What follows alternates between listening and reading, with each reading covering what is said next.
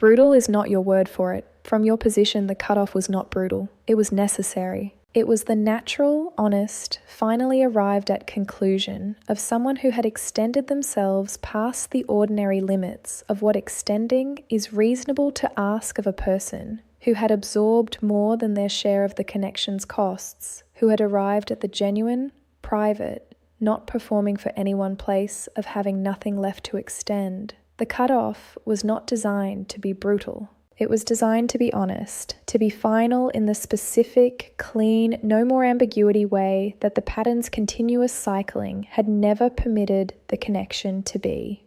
Brutal is the avoidant's interior characterization. Not a word they would use out loud. The avoidant does not, in most cases, have vocabulary for the interior impact of your cutoff that does not immediately require the acknowledgement of the investment that made the impact possible. Brutal is the felt quality of the cutoff from inside the receiving of it. The specific, unmitigated, no transitional period provided quality of a withdrawal that was not the gradual, warning-bearing, management-accommodatable retreat of someone who was still in the process of leaving. That was complete. That arrived in the avoidance world as the specific, fully formed, irreversible absence of someone who had, in a single, definitive movement, moved from present to gone.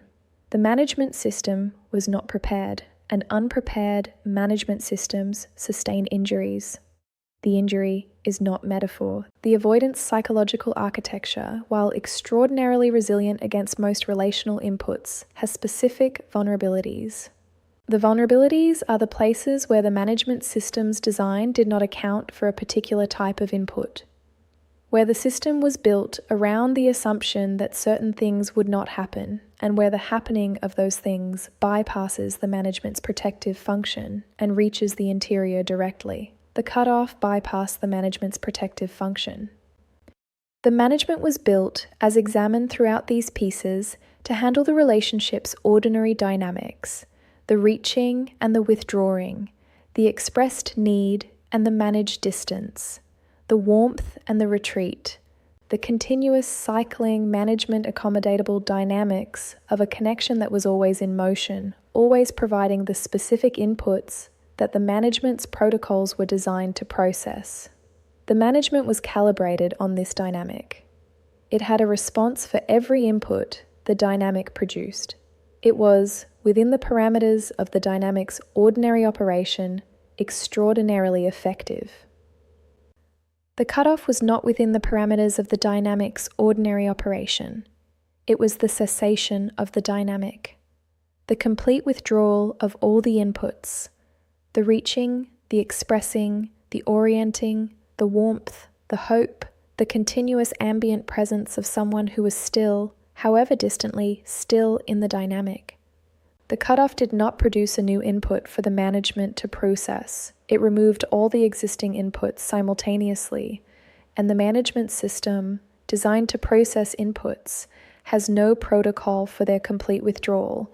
The complete withdrawal landed directly in the interior, without the management's interception, without the narrative's accommodation, without the self-sufficiency story's reframing. In the specific, unprocessed, arriving at full weight way of something that the protection was not in position to protect against. That is the injury. The direct landing in the unprotected interior of the full weight of the cutoff. The injury has specific qualities that distinguish it from the ordinary, management-processed loss that previous relationship endings produced in the avoidant. The first quality is the completeness. Previous endings, however painful in their content, were accommodatable within the management's categories because they had the properties of endings.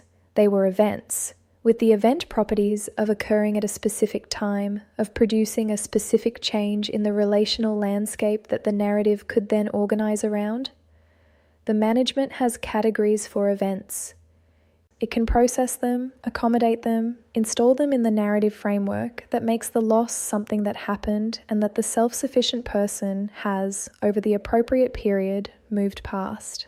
The cutoff does not have event properties in the same way. It has the quality of a state change. of a before and an after with no transitional zone that the management can use to process the movement from one state to the other. You were present in the specific, oriented, reaching however quietly way that your presence had always meant, and then you were not, without the warning period, without the expressing and then withdrawing, without the ambiguous middle ground where the management can run its processing routines and produce the narrative accommodation that makes the loss something the avoidant can inhabit without the full weight landing directly. The completeness of the cutoff meant the full weight landed directly. The management was not in position. The interior received it at full weight, and full weight in the interior that was not expecting full weight and was not positioned to receive it is what produces the injury. The second quality of the injury is the permanent signal. Every previous ending, every previous withdrawal, every previous distance, every previous moment of reduced engagement carried, for the avoidance monitoring system, some quality of the potentially reversible. Not because reversibility was certain, but because the pattern had always included reversibility as a feature. The reaching and the withdrawing, the warming and the cooling, the approaching and the retreating, this was the pattern's rhythm. And the pattern's rhythm included the possibility of the current withdrawal being followed by the next approach. The cutoff does not carry this quality. The completeness of it, the specific, fully formed, no ambiguity available quality of a withdrawal that was genuine rather than strategic, that was not organized around the avoidance response, that arrived with the evident quality of someone who had genuinely finished rather than temporarily retreated, transmitted to the monitoring system the specific signal that previous withdrawals had not transmitted, permanent. The monitoring system, processing this signal, produced an alert at a priority level that the ordinary processing of ordinary relational inputs does not generate, because the ordinary inputs, however challenging, however uncomfortable, however much management they required, were inputs that the system's protocols could handle.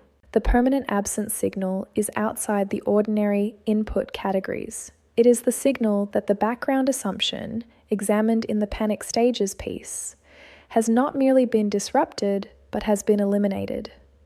The elimination of the background assumption is the second layer of the injury.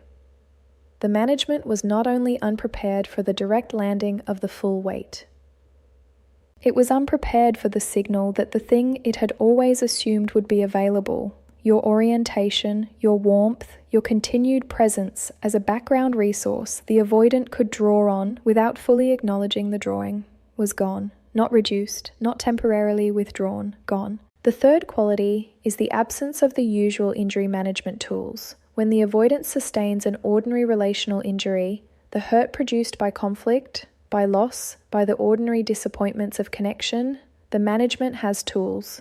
Narrative accommodation, rationalization. The self-sufficiency story's various mechanisms for making the injury feel like a reasonable consequence of circumstances rather than a personal failing. The intellectual processing that converts emotional experience into manageable information. The redirection of attention toward the compensatory satisfactions of work and activity and the various other domains of life that the avoidant has developed as resources against the intimacy pressures costs.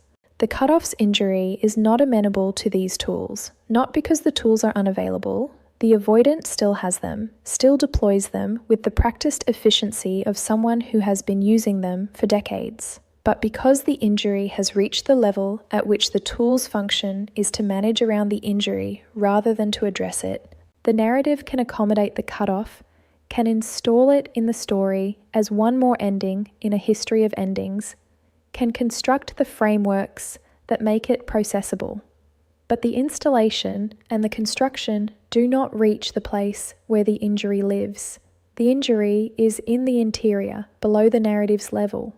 The tools operate at the narrative's level. The gap between the tool level and the injury level is what makes the injury persist. The avoidant can apply every available tool and still find in the honest, unguarded moments when the tools are not actively deployed that the injury is present, unchanged. In the specific, below narrative, management tool inaccessible way of something that reached the interior directly and has not been reached since by anything adequate to address it. This is why they are still injured. Not because the cutoff was recent, not because the wound is being continuously reopened by ongoing contact with the source of it, because the injury is at a level that the management's ordinary processing was not able to address in the period following the cutoff and has not been able to address since. Because the tools that work for ordinary injuries do not reach the level where this injury lives. Because the interior, which received the cutoff at full weight without the management's interception, is still carrying the weight, not at the full acute intensity of the initial impact, but in the specific, chronic, background affecting way of something that has become a permanent feature of the interior landscape without being resolved. The resolution of this kind of injury requires the thing that the avoidance management system is most specifically designed to prevent: the genuine, undefended, fully felt processing of what the cutoff contained, not the intellectual accommodation. The actual feeling of the loss, at the depth the loss was sustained, with the specific, personal, this loss specifically quality that the narrative accommodation has been preventing from being felt at full depth. This processing requires the lowering of the management, the permission of the interior to carry what it is carrying without the management's continuous effort to keep the carrying below the threshold of full awareness. The genuine, unwitnessed, private reckoning with the full weight of what the cutoff cost, not as a story about what happened, but as the actual feeling of what was lost. Most avoidants do not do this. The management has been the primary coping strategy for too long, and the injury at the level the cutoff produced is too large, and the lowering of the management that the genuine processing would require is too frightening in the avoidance current state. And so the injury persists. You did not intend to injure them. The cutoff was not a weapon deployed in service of producing this outcome. It was the honest, necessary, self-respecting conclusion of someone who had nothing left to give to a connection that had been taking more than it was returning. But the injury is real, and the reality of it is, in its own way, the most honest available confirmation of something that the avoidance management system spent the entire duration of the connection working to prevent from being acknowledged: how much you mattered. The size of the injury is the size of what was lost. And the size of what was lost is the size of what you were to them in the interior, in the unmanaged place, in the honest accounting that the cutoff's direct landing finally, completely, without the management's interception, forced. You mattered that much. The injury says so, in the only language the avoidance interior speaks when the management was not in position to translate it into something smaller.